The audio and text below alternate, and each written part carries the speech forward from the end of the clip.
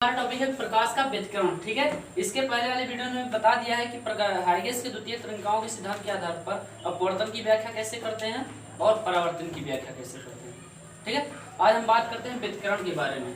तो यहाँ पर जो है तरंगे होती हैं जो क्या होती है, समान आवृत्ति की होती है। तरंगे क्या होती हैं, समान आवृत्ति की होती हैं और एक ही दिशा में चलती हैं, एक ही दिशा में चलती हैं। तो उनके अध्यारोपण से क्या होता है कि हमारा जो है अध्यारोपण होगा तो वहाँ पर हमको परिणामी तीव्रता मिलेगी।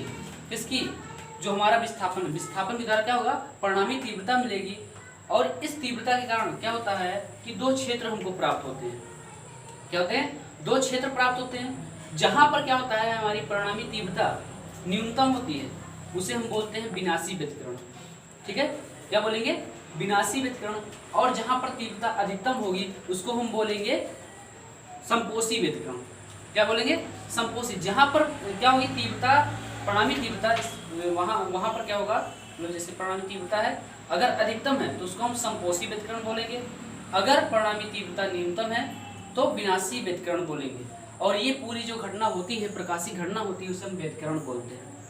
ठीक, तो इसके लिए हम एग्जाम्पल के साथ समझते हैं कि हम जो है एक तरंग लेते हैं। ठीक है, जो क्या है कि यहाँ से चली तरंग, क्या हुई, यहाँ से चली और यहाँ पहुंची। ठीक है, ये पहली तरंग है, इसको y1 हमने माना है। पहली तरंग y1 लिया है। ठीक है, ये y1 है। अब दूसरी तरंग हमने क्या कहा कि तरंग क्या होगी, दो या दो से अधिक भी हो सकती हैं। तो हम यहाँ पर दो ही तरंग ले रहे हैं जिनकी आवृत्ति क्या समान है और जो एक ही दिशा में गतिशील है। इस तरीके से एक ही दिशा में गतिशील। आवृत्ति समान होने मतलब क्या है कि ये डिस्टेंस क्या है, बराबर हो किसके, दूसरे तरंग के साथ। देखो, और दूसरी तरंग ये ऐसे। ठीक है, ये हो गया y2। अब इसका ये जो होता है ये इसे हम आयाम बोलते हैं। क्या बोलते हैं, आयाम। तो इसका आयाम a1 हो जाएगा। ठीक है, इसका आयाम a1 हो जाएगा और इसका आयाम a2 हो जाएगा। क्या हो जाएगा, a2 मान लेते हैं। ठीक है, अब क्या है, ये प्लस है, इसमें प्लस है। ठीक है, ये माइनस है, क्यों, नीचे की ओर है, ऊपर की ओर प्लस, नीचे की ओर माइनस, और ये माइनस है। अब क्या होगा, ये जो तरंगे मिलेंगी इनके अध्यारोपण से क्या होगा, एक नई तरंग तैयार होगी। अध्यारोपण मतलब कहने का मतलब ये दोनों मिलेंगे, यानी कि कह सकते हैं कि y = y1 + y2, y1 + y2। तो क्या होगा, ये प्लस मिलेगा और बड़ा बनेगा, ये माइनस बनेगा और बड़ा बन जाएगा। कहने का मतलब जो हमारा परिणामी तरंग होगा वो और बड़ा बनेगा, यानी कि पॉजिटिव मिला और बड़ा हो गया, यानी इन दोनों से मिलके क्या होगा, ये बड़ा बन जाएगा। ठीक है, बड़ा बन जाएगा। अब क्या होगा, ये माइनस मिलेगा तो नीचे की ओर बड़ा बन जाएगा, नीचे की ओर बड़ा बनेगा। इस तरीके से बड़ा बनेगा। तो यहाँ पर क्या है, यहाँ पर इस कंडीशन में अगर देखा जाए तो ये y1 + y2 है। ठीक है, और ये जो हमारा आयाम होगा ये पॉजिटिव हुआ, ये माइनस हुआ। अब ये हमने y1 के लिए तरंग लिया है, ये y2 के लिए लिया है। जब ये दोनों मिलेंगी तो क्या होगा, अध्यारोपण होगा। तो ये प्लस मिलकर और बड़ा बना देगा, और ये माइनस मिलकर और बड़ा बना देगा तरंग, परिणामी तरंग। ठीक है, तो अगर इसको इस तरीके से, ये तो हो गया जब इधर वाला क्या हो, ऊपर हो पॉजिटिव और इधर वाला निगेटिव हो। अगर हम क्या करते हैं, इसी में इस तरीके से ले तरंग y1 = इस तरीके से ले रहे हैं कि ये वाला तो ऊपर है, ये नीचे है। ठीक है, प्लस माइनस, और इसी के साथ हम दूसरा तरंग प्लस ले लें y2, मतलब कि प्लस क्यों लिख रहे हैं, दोनों का अध्यारोपण होगा, और ये तरंग इस तरीके से हो, ये ऐसे। ठीक है, ये वाला नीचे की तरफ, वो वाला ऊपर की तरफ, तो ये तो निगेटिव हो जाएगा, ये पॉजिटिव हो जाएगा। अब ध्यान से देखना, ये पॉजिटिव ये निगेटिव मिलेगा क्या होगा, यहाँ पर कम है यहाँ पर ज्यादा, तो ये कम वाला क्या करेगा, ज्यादा वाले कुछ कम करेगा, कहने का मतलब ये वाला प्लस है, ये वाला माइनस है, तो ये तरंग जो हमारा परिणामी तरंग मिलेगा यहाँ से इस तरीके से, ये थोड़ा छोटा बन जाएगा, ऊपर वाला थोड़ा क्या हो जाएगा, छोटा बन जाएगा, और नीचे वाला क्या होगा, नीचे वाला ये प्लस है ये माइनस है, तो ये भी क्या होगा, थोड़ा छोटा बन जाएगा, इस तरीके से बन जाएगा। तो ये रहेगा पॉजिटिव, ये रहेगा निगेटिव। अब ध्यान से देखना, अगर हम एग्जाम्पल के तौर पर ले रहे हैं, एग्जाम्पल के तौर पर लें कि ये 10 है और ये 8 है, ये 10 है और ये 8 है, इसमें भी वही ये 10 है और ये 8 है, मतलब कि क्या आयाम क्या है इसका 10 है, इसका 8 है। तो अगर इन दोनों का अध्यारोपण करेंगे, मतलब कि विस्थापन, तरंग का विस्थापन, ये 10 है ये 8 है, तो अगर यहाँ पर देखो ये प्लस तो ये प्लस नीचे क्या हो जाएगा, 18 हो जाएगा, यानी ऊपर 18 और नीचे भी क्या हो जाएगा, 18 हो जाएगा, होगा नहीं, ये 10 मतलब 8, ये 10 और ये 8, 10 8 18 हो गया, ठीक है। वैसे यहाँ भी करेंगे, ये 10 ये 8 क्या हो जाएगा, 18 हो जाएगा। यानी कि अगर ये प्लस प्लस मिला तो बड़ा हो गया और ये माइनस माइनस मिलेगा तो बड़ा हो गया। एग्जाम्पल के तौर पर हम बता रहे हैं, पहले इसका हमने 10 लिया और इसका 8 लिया, पहले तरंग का विस्थापन 10 ले लिया, दूसरे तरंग का विस्थापन क्या ले लिया, 8 ले लिया। विस्थापन का मतलब कह रहे हैं कि आयाम क्या ले लिया, इसका 10 ले लिया और इसका आयाम 8 ले लिया, तो ये दोनों मिलेंगी, प्लस प्लस मिलेंगी तो ये 18 हो जाएगा। यानी कहने मतलब ये 10 था ये 8 था, तो 18 और बड़ा बन जाएगा, ये क्या हो जाएगा, और बड़ा बन जाएगा। अगर ये माइनस है ये 10 है ये 8 है, माइनस माइनस क्या होगा, प्लस होगा, माइनस प्लस होगा, तो ये वाला क्या करेगा, नीचे वाला और बड़ा बना देगा। कब, जब इन दोनों तरंगों का अध्यारोपण होगा।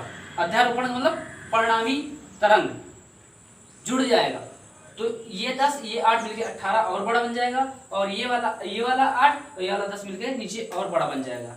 अगर इसी में देखें, इसमें वाले में, तो यहाँ पर ध्यान से देखना, यहाँ पर कितना है, 10 है और ये 8 है, ये भी 8 है, मतलब कहने मतलब ये 8 है और ये 8 है, ये 10 है ये 10 है। अब ये प्लस है ये माइनस मिलेगा, तो प्लस का माइनस से मिलेगा तो प्लस में 2 आएगा, किस में आएगा, अगर 10 - 8 करें, 10 - 8 करें 2 बचेगा, वो भी किस में बचेगा, प्लस में बचेगा, तो प्लस में बचेगा तो क्या होगा, हमारा ग्राफ ऊपर जाएगा ना। ग्राफ क्या होगा, अगर प्लस में बचेगा तो ग्राफ क्या होगा, ऊपर जाएगा। अब यहाँ पर ध्यान से देखो, ये वाला माइनस है, माइनस में 10 है, ये वाला प्लस में 8 है, यानी कि 2 प्लस ऊपर जाएगा, और ये वाला क्या हो जाएगा, -10 और क्या है, +8। हम इसको इसके साथ मिलाएंगे, इसको इसके साथ मिलाएंगे और इसको इसके साथ मिलाएंगे। समझ में आ रही बात, जो पहले है पहले वाले से मिलाएंगे, इसका पहले वाला ऊपर है, इसका दूसरा वाला पहले वाला नीचे है, तो इसका पहला यानी ये प्लस है, ये +10 है, ये -8 है, तो 10 क्या है, प्लस में है, तो 10 में से 8 जाएगा, 2 बच जाएगा, यानी कि हमारा ग्राफ यहाँ पर दो जो बनेगा ऊपर की ओर बनेगा, 2 जो बनेगा ऊपर की ओर बनेगा। अगर देखा जाए तो ये -10 है, क्या है, -10 है, ये प्लस में 8 है, यानी इसको इससे मिलाएंगे, तो -10 और +8 कितना बचेगा, माइनस का 2 बचेगा, -10 + 8 माइनस का 2 बचेगा, तो ग्राफ हमारा 2 क्या जाएगा, नीचे जाएगा। अगर पॉजिटिव आएगा तो क्या होगा, ऊपर की ओर, निगेटिव आएगा तो नीचे की ओर। तो कहने का मतलब वही है, ये वाला क्या है, इसका प्लस में 10 है और इसका पहले वाला तरंग क्या है, 8 है, तो ये दोनों मिला तो इसका क्या आ गया, ये +10 ये -8, तो 2 बचेगा, 2 प्लस में आ रहा है तो ग्राफ ऊपर की तरफ बनेगा, ठीक है। अब यहाँ पर देखो -10 है और ये +8 है, ये नीचे की ओर -10 है, नीचे की ओर है ना, तो -10 हो जाएगा और प्लस में 8 हो जाएगा, तो -10 + 8 कितना हो जाएगा, माइनस का 2 बचेगा, तो ग्राफ क्या होगा, नीचे की ओर जाएगा, ठीक है। अब यहाँ पर ध्यान से देखना, यहाँ पर हमारी जो परिणामी तीव्रता आ रही है, परिणामी तीव्रता मतलब विस्थापन, या इसे हम बोलेंगे A = A1 + A2, ये क्या है, आयाम है, क्या है, आयाम है। अब यहाँ पर ध्यान से देखना, हमारा आयाम कितना आ रहा है, 18 आ रहा है, यहाँ 18 आ रहा है। इस कंडीशन में क्या हो रहा है कि हमारा आयाम जो आ रहा है वो अधिकतम आ रहा है, तो परिणामी तीव्रता भी क्या होगा, अधिकतम होगा, क्योंकि I = A² होता है। जो हमारा तीव्रता होता है वो आयाम के वर्ग के समानुपाती होता है, आयाम के वर्ग के समानुपाती होता है। ठीक है, अगर ए का वैल्यू ज्यादा आएगा तो तीव्रता भी क्या होगा, ज्यादा आएगा। अगर हम यहाँ पर क्या करते हैं 2 ले लें तो आई का कितना आएगा, 4 आ जाएगा। अगर 3 ले लें तो आई कितना आ जाएगा, 9 आ जाएगा। तो इस वाले कंडीशन में क्या होगा, हमारा तीव्रता अधिकतम आएगा। दिखाई दे रहा है, 10 लिया, ये 8 लिया तो 18 आ गया। इसमें क्या किया, 10 लिया 8 लिया, 10 लिया 8 लिया तो आ रहा है 2 2। तो यहाँ पर तीव्रता क्या रही, घट रही है। यहाँ पर तीव्रता क्या हो रही है, बढ़ रही है। तो जहां पर हमको अधिकतम तीव्रता मिलेगी, जहां पर तीव्रता क्या होगी, अधिकतम मिलेगी, वहां पर हम बोलेंगे समकोषी व्यतिकरण। क्या बोलेंगे, तीव्रता क्या होगी, अधिकतम, तीव्रता अधिकतम, तो क्या होगा, समकोषी व्यतिकरण। समकोषी व्यतिकरण। अगर तीव्रता क्या होगी, न्यूनतम, तो क्या बोलेंगे, विनाशी व्यतिकरण। विनाशी व्यतिकरण। ये बात क्लियर हो रही नहीं, हम एग्जाम्पल, ये इतना व्यतिकरण समझाया नहीं जाता है जितना हम जो है फिगर बना के समझा रहे हैं, ग्राफ बना के। ये ग्राफ होता है साइन का, साइन थीटा का ग्राफ होता है। ठीक है, तो यहाँ पर ध्यान देना, एक बार फिर से देख लो, हमने पहला तरंग क्या लिया और ये y1 में तो a1 ही रहेगा। ठीक है, तो ये ऊपर प्लस हो जा रहा है, बाद में नीचे हो जा रहा है, ये साइन का ग्राफ होता है। ठीक है, और दूसरा हमने लिया कि ये भी पॉजिटिव है, ये भी निगेटिव, मतलब कि ये वाला पॉजिटिव है, ये वाला निगेटिव है। तो ये माइनस, ये प्लस प्लस मिलेगा, तो प्लस प्लस मिलेगा तो और बड़ा बना देगा ग्राफ, क्योंकि ज्यादा हो जाएगा, प्लस प्लस मिलेगा ज्यादा हो जाएगा। अब नीचे की तरफ देखें तो माइनस माइनस क्या होगा, ये भी क्या हो जाएगा, ज्यादा हो जाएगा, वो भी नीचे की तरफ, किसकी तरफ, नीचे की तरफ, तो ये ज्यादा बड़ा बना देगा। तो इस कंडीशन में हमारा जो तीव्रता आएगा, अधिकतम आएगा, तीव्रता अधिकतम आएगा। अगर तीव्रता अधिकतम आया तो क्या होगा, वहां पर समकोषी व्यतिकरण होगा। ठीक है, अब दूसरा कंडीशन हमने ये तरंग लिया, इसका ये वाला पहला वाला ऊपर की तरफ और दूसरा वाला नीचे की तरफ, और दूसरा तरंग लिया हमने पहले वाला नीचे की तरफ और दूसरा वाला ऊपर की तरफ। तो हमने एग्जाम्पल के तौर पर लिया है इसका 10, तो 10 ये भी होगा, जितना ऊपर जाएगा उतना नीचे भी होगा, बराबर जाएगा। अब ये 8 है, ये 8 है, तो ये वाला मिलाओ, ये वाला मिलाओ, यहाँ पर प्लस में 10 है, यहाँ पर माइनस में 8 है, तो 10 में से 8 गया 2 बचेगा, यानी कि ऊपर की ओर प्लस में 2 बनेगा, ऊपर की ओर प्लस में आएगा ग्राफ तो ऊपर की ओर बनेगा। और यहाँ पर क्या है, माइनस 10 है, यहाँ पर प्लस 8 है, प्लस 8 ऊपर की ओर है, माइनस 10 नीचे की ओर है, तो 8 में से 10 जाएगा, 8 में से 10 जाएगा तो क्या बचेगा, -2 बचेगा, माइनस में आएगा तो नीचे की तरफ ग्राफ बनेगा। तो इस कंडीशन में हमको क्या, तीव्रता क्या होगी, न्यूनतम मिलेगी, और तीव्रता न्यूनतम होगी तो हम इसे विनाशी व्यतिकरण कहेंगे। क्या कहेंगे, विनाशी व्यतिकरण। और ये पूरी जो प्रकाशिक घटना होती है, पूरी जो प्रकाशिक घटना होती है, इसे हम बोलते हैं व्यतिकरण। बात क्लियर हुई। तो ये फिगर पहले बना लो, इसका डिफिनेशन, यहाँ व्यतिकरण का डिफिनेशन लिखना है ना, तो व्यतिकरण समझने से पहले अध्यारोपण का सिद्धांत समझो। अध्यारोपण का सिद्धांत क्या होता है, क्या होता है कि जब 2 या 2 से अधिक एक समान आवृत्ति की तरंगे, एक समान आवृत्ति की तरंगे एक ही दिशा में गतिशील होती हैं, तो ठीक है, गतिशील होती हैं, तो माध्यम के किसी बिंदु पर जो परिणामी विस्थापन होता है, परिणामी विस्थापन मतलब y, माध्यम के किसी बिंदु पर जो परिणामी विस्थापन होता है, उन तरंगों के विस्थापनों के सदिश योग के बराबर होता है। मतलब कि 2 या 2 से अधिक तरंगे हैं, वो निकल रही हैं, तो उनका जो परिणामी होगा किसी बिंदु पर, उनका जो परिणामी होगा किसी बिंदु पर उन तरंगों के विस्थापनों के योग के सदिश योग के बराबर होता है। कहने मतलब ये परिणामी तरंग है किसी बिंदु पर, यहाँ पर 2 तरंगे हैं, 2 से अधिक तरंगे, तो y1 + y2 + y3, ऐसे करते करते चले जाओ। तरंगे हो सकती हैं, ज्यादा हो सकती हैं। ठीक है, तो हमने यहाँ पर कहा है 2 या 2 से अधिक तरंगे, तो किसी बिंदु पर परिणामी विस्थापन, किसी बिंदु पर परिणामी विस्थापन उन विस्थापनों के, मतलब कि तरंगों के विस्थापनों के अलग अलग, जो जैसे y1 हो गया, y2 हो गया, y3 हो गया, अलग अलग विस्थापनों के सदिश योग के बराबर होता है। मतलब कि y किसी बिंदु पर, किसी बिंदु की बात हो रही है, अध्यारोपण करेंगी तो क्या होगा, अध्यारोपण सिद्धांत क्या कहता है कि किसी बिंदु पर परिणामी तीव्रता, परिणामी तीव्रता कहने मतलब जब तरंगे क्या हो, समान आवृत्ति की हो और एक ही दिशा में जा रही हो, तो माध्यम के किसी बिंदु पर परिणामी तीव्रता उन तरंगों के अलग अलग विस्थापनों के सदिश योग के बराबर होता है, उसी बिंदु पर। ठीक है, ये अध्यारोपण का सिद्धांत हो गया। अब व्यतिकरण के बारे में, व्यतिकरण के बारे में हम डिफिनेशन लिख रहे हैं इसका। क्या होता है कि जब दो एक समान आवृत्ति की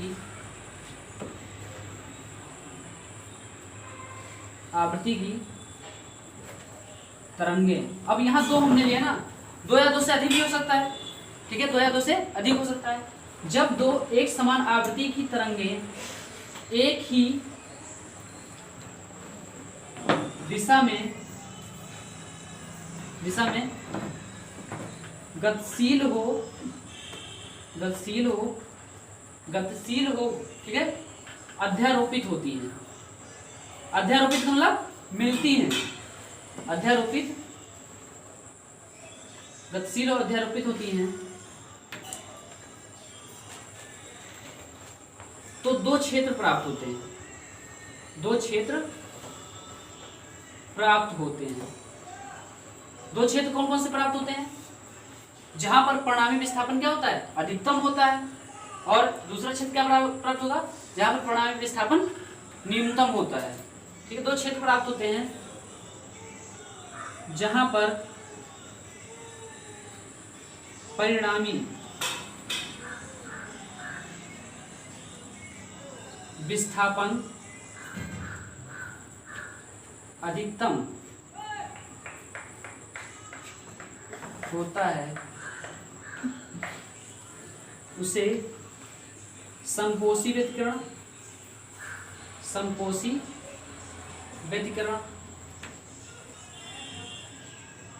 जहां पर परिणामी विस्थापन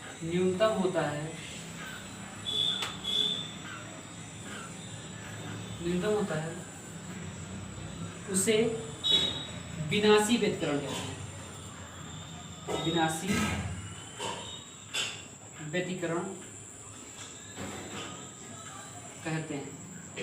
ठीक है, जब दो एक समान आवृत्ति की तरंगे एक ही दिशा में गतिशील हो अध्यारोपित होती हैं तो दो क्षेत्र प्राप्त होते हैं। पहला क्या? जहां पर परिणामी विस्थापन अधिकतम होता है उसे संपोषी व्यतिकरण, तथा जहां पर परिणामी विस्थापन न्यूनतम होता है उसे विनाशी व्यतिकरण कहते हैं। और ये जो पूरी घटना होती है हम इसे बोलते हैं व्यतिकरण। ठीक है, तथा इस पूरी प्रकाशित घटना को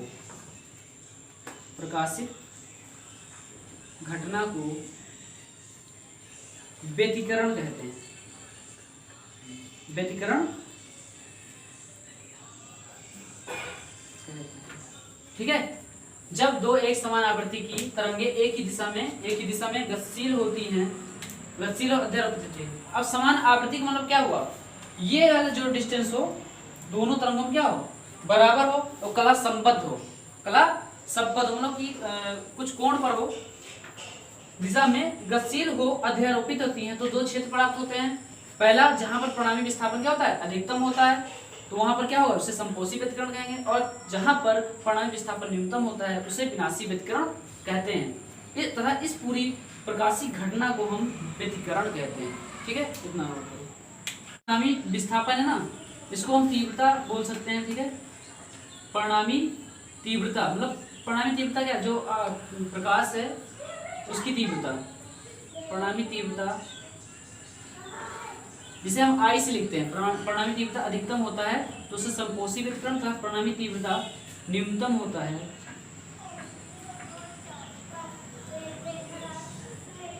तो उसे क्या बोलेंगे?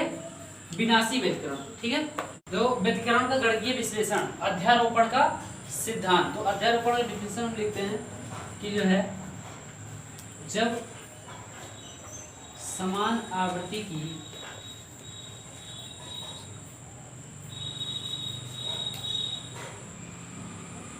दो या दो से अधिक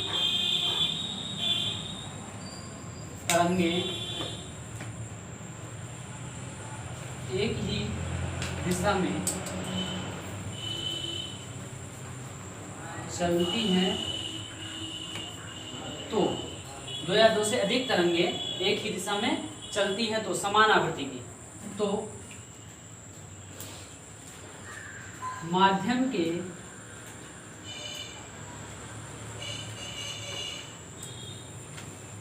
किसी बिंदु पर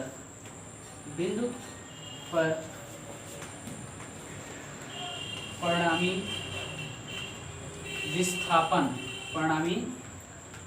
विस्थापन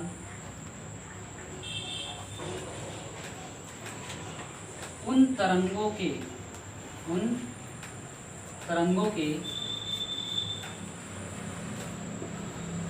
विस्थापनों के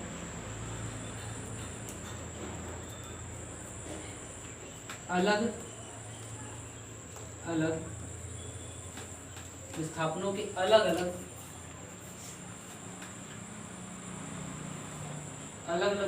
इस तरह अलग अलग तरंगों के अलग अलग विस्थापनों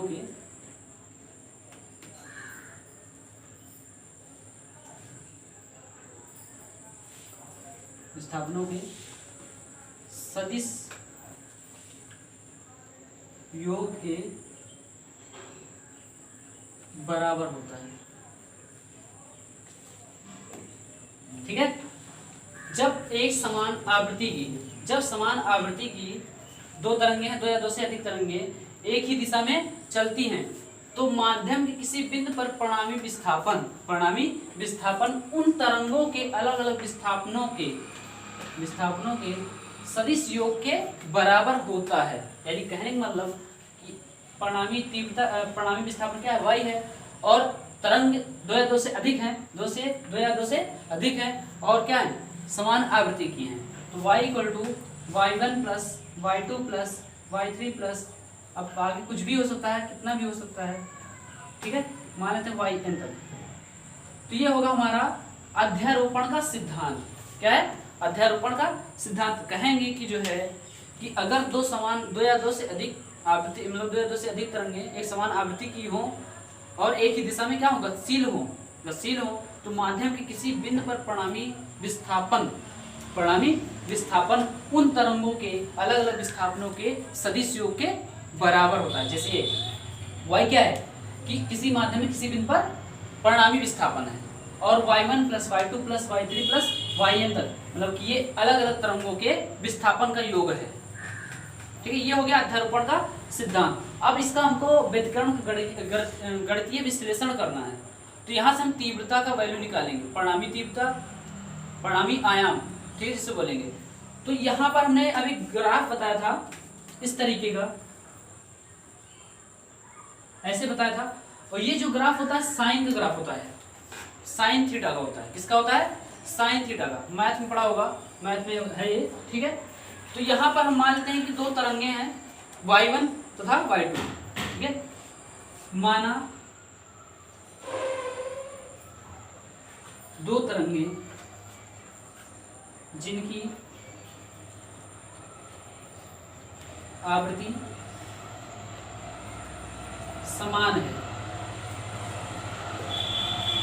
है और एक ही दिशा में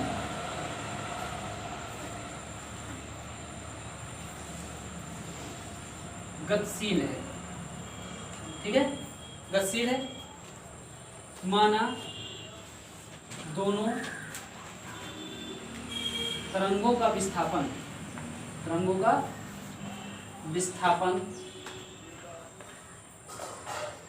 क्रमशः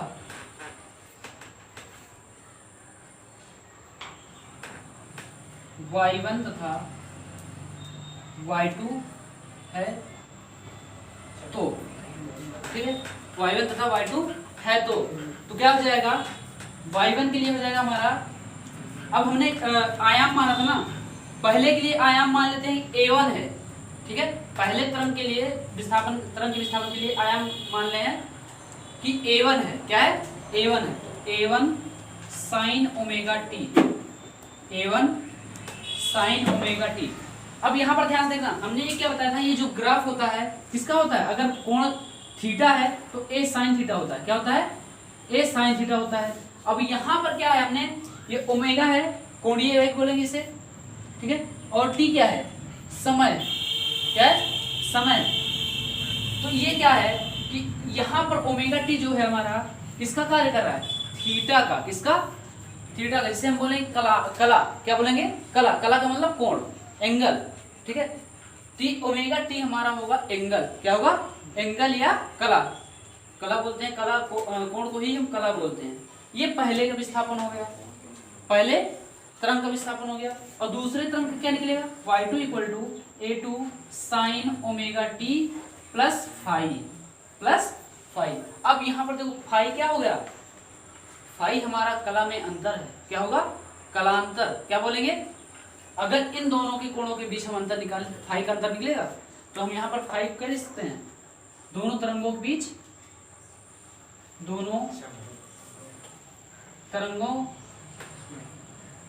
के कोणों का अंतर, कोणों का अंतर, जिसे हम बोलेंगे क्या, कलांतर, क्या बोलेंगे, कला में अंतर, कलांतर।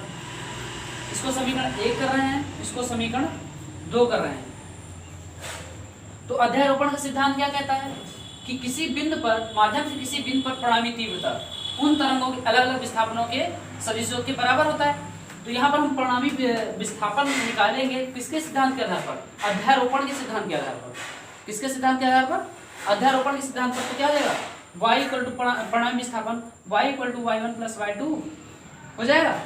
इन दोनों को हम जोड़ देंगे, क्या हो जाएगा, इनका अध्यारोपण हो जाएगा, अध्यारोपण होगा। तो y equal to A1 sine omega t, y1 का वैल्यू क्या है, A1 sine omega t. First year में एक चैप्टर पढ़ा हुआ सरल आवर्त गति, सिंपल हार्मोनिक मोशन, उसमें ये था, विस्थापन के लिए एक फार्मूला था उसमें, ठीक है। तो ये जो है, ये जो ग्राफ है साइन थीटा को होता है, क्या होता है, साइन थीटा को होता है। अब यहाँ पर हमने थीटा जब ओमेगा टी लिया है, क्या लिया है, ओमेगा टी लिया है, तो इसका आयाम हमने A1 ले लिया है, पहले वाले तरंग का आयाम A1 ले लिया, और थीटा कितना, ओमेगा टी हो गया। दूसरे वाले का लिया हमने A2, आयाम A2 है, और sign omega T plus five. ये फाइव क्या है, कला में अंतर है, कला में अंतर है। तो यहां से निकालेंगे A2 sine omega T plus five, ठीक है। ये अब इसको क्या है, y equal to A1 sine omega t, A1 sine omega T plus A2।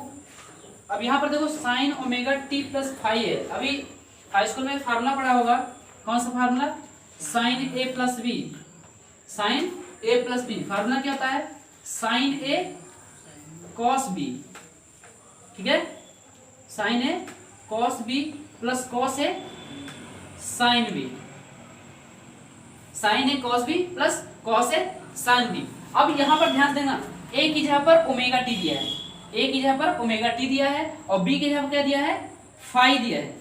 B की जगह पर फाई और ए की जगह पर ओमेगा टी दिया है, ठीक है। तो हम यहाँ फार्मूला अप्लाई करते हैं, किसका, साइन ए है तो साइन ओमेगा टी हो जाएगा, sign omega T, sign omega T, ठीक है।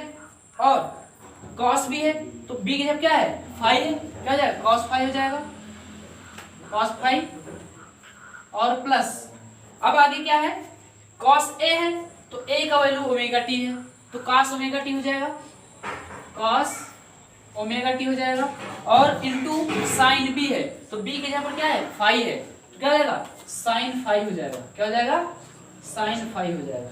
ये हमने फार्मूला लगा दिया इस पे।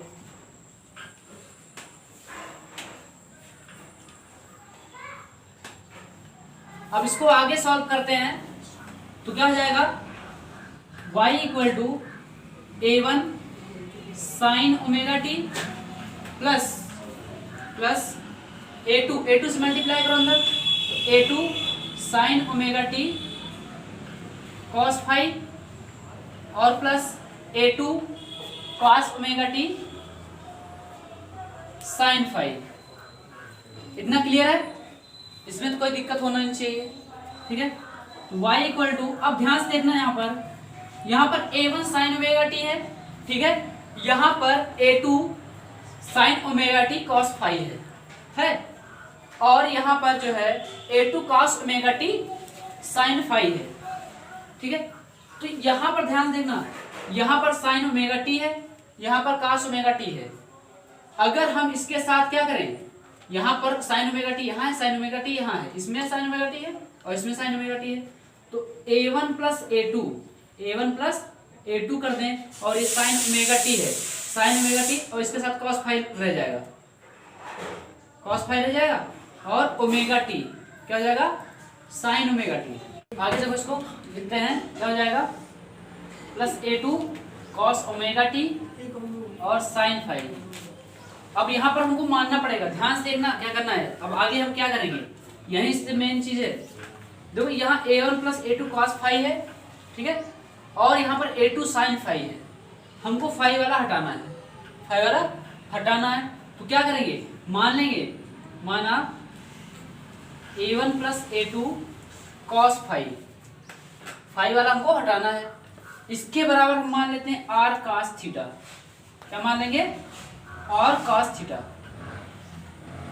ठीक है, r cos थीटा। समीकरण 1 कर दो इसको, और इसमें फाई वाला है, साइन फाई है, तो इसको क्या करेंगे, a2 sine phi equal to r sine theta. समीकरण 2 हमने क्या माना है कि a1 प्लस a2 cos phi equal to r cos theta और a2 sine phi equal to r sine theta, ठीक है। अब ये वैल्यू इसमें रखेंगे, इस वाले जो इक्वेशन आया है इसमें रखेंगे तो क्या निकल के आएगा, देखो y इक्वल टू ये हो जाएगा हमारा पूरा r cos थीटा, इसके लिए अब क्या हो जाएगा r cos थीटा, ठीक है, और into sine omega T plus a2 sine phi. यहाँ देखो a2 है और ये साइन फाई है, इसकी जब क्या रखना है हमको, r साइन थीटा रखना है। क्या रखना है, r साइन थीटा, तो r sine theta into cos omega T. अब यहाँ पर आगे हम क्या करेंगे, r कॉमन लेते हैं, r कॉमन लेंगे, हम साइन ओमेगा टी को आगे लिख रहे हैं, साइन ओमेगा टी को आगे लिख रहे हैं और cos थीटा को पीछे, ठीक है। उसके बाद अब cos वाला आएगा, यानी cos ओमेगा टी आगे आ जाएगा ना, और साइन थीटा पीछे आ जाएगा।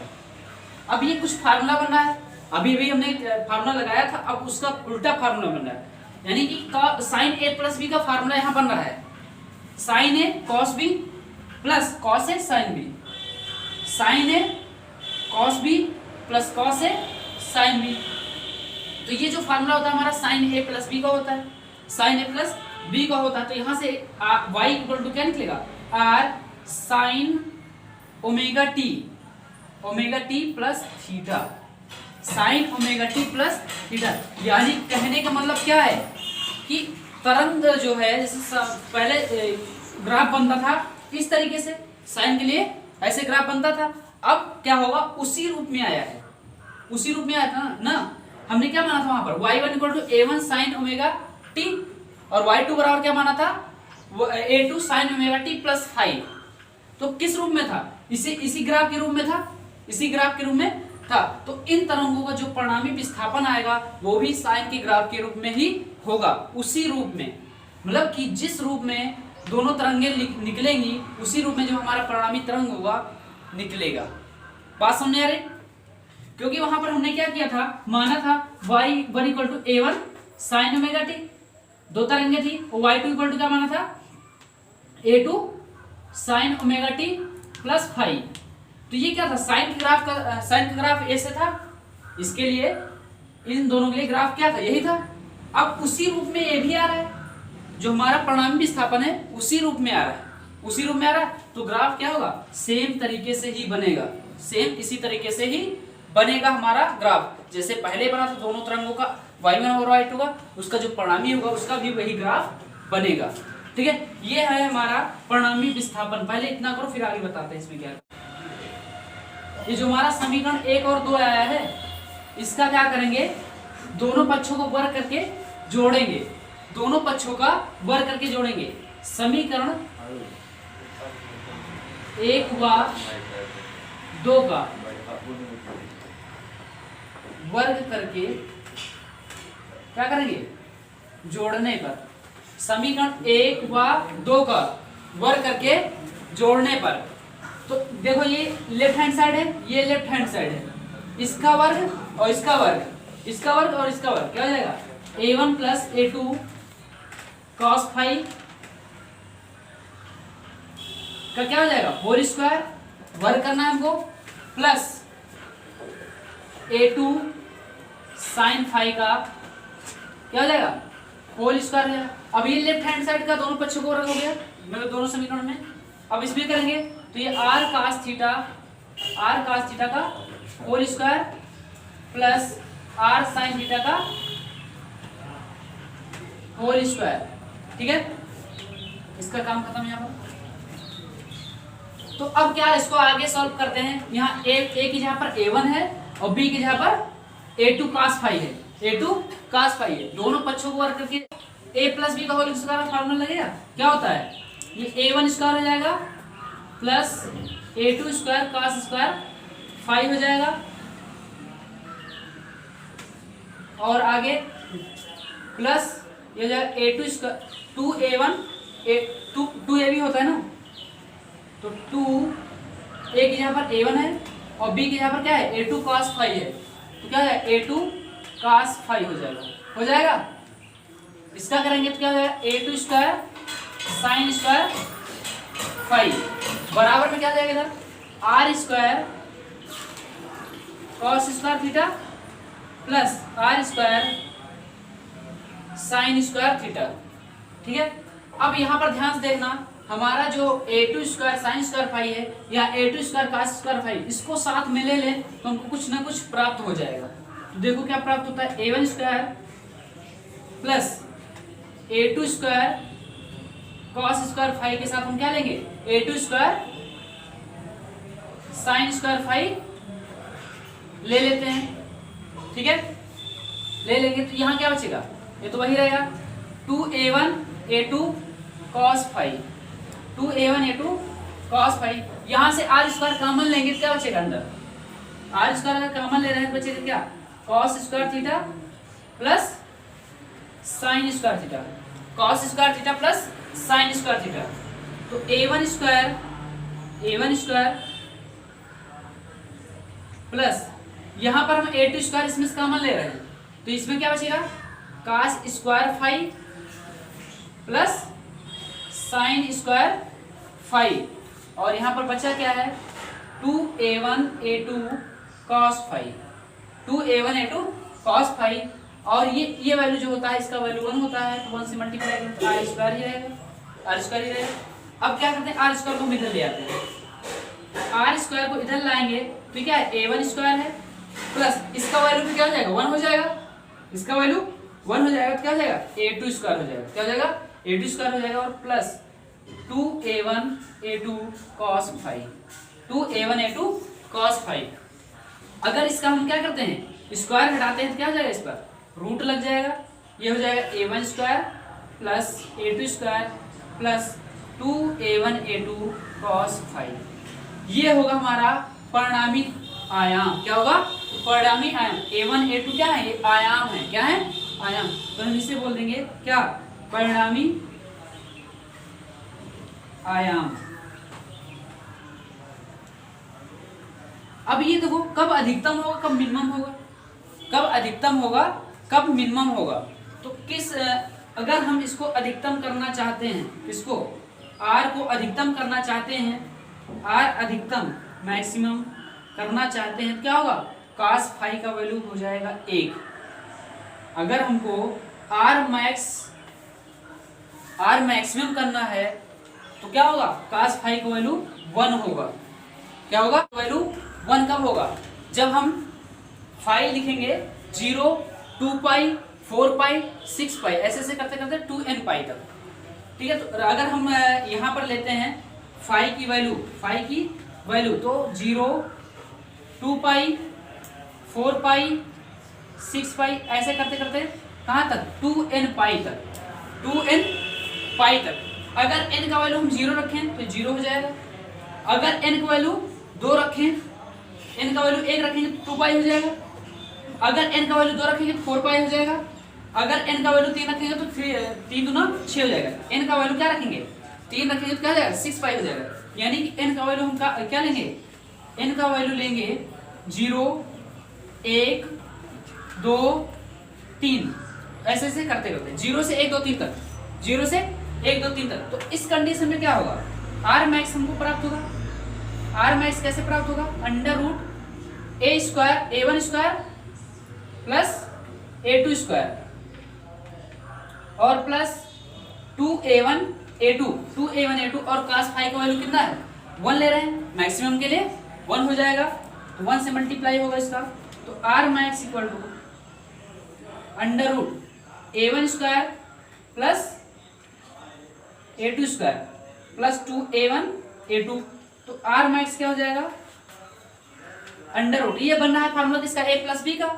तो a की जगह पर a1 है, b की जगह पर a2 है, तो क्या हो जाएगा a1 प्लस a2 का होल स्क्वायर। यानी कि आर मैक्स यहां से क्या निकलेगा, a1 प्लस a2, क्या निकलेगा a1 प्लस a2। तो हमने इससे पहले बताया था अगर a1 प्लस a2 आएगा तो आयाम क्या होगा, अधिकतम होगा। आयाम अधिकतम होगा तो हमारी जो परिणामी तीव्रता होगी वो भी अधिकतम होगी। यानी कि परिणामी आयाम क्या यहाँ पर क्या है, अधिकतम आया है, यानी तीव्रता भी अधिकतम आएगा। तो हम इसे क्या बोलेंगे, समपोषी व्यतिकरण। क्या बोलेंगे, समपोषी व्यतिकरण। ठीक है, समपोषी व्यतिकरण किस किस कंडीशन में होगा, जब हमारा फाई का वैल्यू 0 होगा, 2 पाई होगा, 4 पाई होगा, 6 पाई होगा। तब इस कंडीशन में क्या होगा, हमारा आयाम क्या आएगा, जो परिणामी आयाम आएगा वो अधिकतम आएगा। किस कंडीशन में, जब 0 होगा, 2 पाई होगा, 4 पाई होगा, 6 पाई होगा और 2n पाई, ऐसे हम n का वैल्यू रखते चले जाएंगे। ये हो गया हमारा समपोषी व्यतिकरण। ठीक है, ऊपर नोट हो गया नहीं। आर को हमको क्या है, मिनिमम वैल्यू निकालना है। तो आर मिनिमम निकालना है तो cos फाई का वैल्यू क्या हो जाए, -1 हो जाए। क्या हो जाए, -1 हो जाए। तो हमको जो आर का परिणामी आयाम मिलेगा वो न्यूनतम मिलेगा। अब ये -1 कब कब होगा, ठीक है, -1 कब कब होगा, फाई का वैल्यू जब क्या हो, फाई का वैल्यू हो पाई, 3 पाई, 5 पाई, 7 पाई, ऐसे करते करते कहाँ तक, 2n-1 पाई तक, 2n-1 पाई तक। ठीक है, तो यहाँ देखो ये सम में बढ़ रहा है ना, ये सम में है, ये विषम में है। ठीक है, और कहीं कहीं बुक में ये जो दिया है यहाँ पर दे दिया 2n+1 दे दिया है, 2n+1 दिया है, दिया सही है। उसके अगर यहाँ से अगर हम 2n-1 पाई से निकालते हैं तो हम n की वैल्यू कहाँ से रखेंगे, 1 2 3 रखेंगे। क्या रखेंगे, n का वैल्यू 1 2 3 ऐसे करते करते। अगर 2n+1 लेते हैं तो n का वैल्यू 0 से शुरुआत करेंगे, 0 1 2 3। ठीक है, अगर 2n-1 पाई लेते हैं n का वैल्यू 1 2 3 से शुरुआत करेंगे। अगर 2n+1 पाई लेते हैं तो n का वैल्यू कहाँ शुरुआत करेंगे, 0 से, दोनों से आ जाएगा। ठीक है, ये विषम में। तो अगर हम ये वैल्यू रखते हैं cos फाई की जगह पर -1 इसमें परिणामी आयाम में, तो रखते हैं तो क्या हो जाएगा, a1 square plus a2 square plus 2a1 a2, 2a1 a2 गुणे -1 गुणे -1 हो जाएगा। तो r इक्वल टू क्या हो जाएगा, a1 square plus a2 square और ये माइनस प्लस का माइनस 2a1 a2 हो जाएगा। तो r मिनिमम इसी लिखते हैं, r मिनिमम जो निकलेगा हमारा ये जाएगा, ये तो फार्मूला बना है a - b का होल स्क्वायर। तो a1 स्क्वायर माइनस a2 का, a1 - a2 का होल स्क्वायर, a1 - a2 का होल स्क्वायर। यानी अगर इसका रूट से निकालते हैं तो क्या आएगा, r मिनिमम आ जाएगा a1 - a2, a1 - a2। अब यहाँ पर न्यूनतम आ रहा है क्या, परिणामी आयाम, परिणामी आयाम न्यूनतम आ रहा है, यानी तीव्रता भी क्या होगी, न्यूनतम आएगी। तो हम इसे क्या बोलेंगे, विनाशी व्यतिकरण। क्या बोलेंगे, विनाशी व्यतिकरण। ठीक है, आयाम हमारा क्या आ रहा है, न्यूनतम आ रहा है, तीव्रता भी न्यूनतम आएगा, तो क्या बोलेंगे, विनाशी व्यतिकरण। वहां पर क्या था, अधिकतम आ रहा था, तो उसे हम क्या बोलते थे, समकोषी व्यतिकरण। ठीक है, एक बार फिर से देख लो, अगर फाई का वैल्यू पाई, 3 पाई, 5 पाई, 7 पाई है, तो ये क्या होगा, हमारा जो परिणामी आयाम होगा न्यूनतम होगा। अगर यहाँ पर हम 2n-1 पाई ले रहे हैं तो n का वैल्यू 1 2 3 से लेंगे। अगर 2n+1 पाई ले रहे हैं तो n का वैल्यू हम 0 से रखेंगे, 0 1 2 3। ठीक है, ये ध्यान रखना, इसमें दोनों रहा है ना, तो दोनों सही है, मतलब कि उसी हिसाब से ना उसको 1n का मान उस हिसाब से हमको रखना पड़ेगा। ठीक है, ये हो गया परिणामी आयाम का जो है फार्मूला और अधिकतम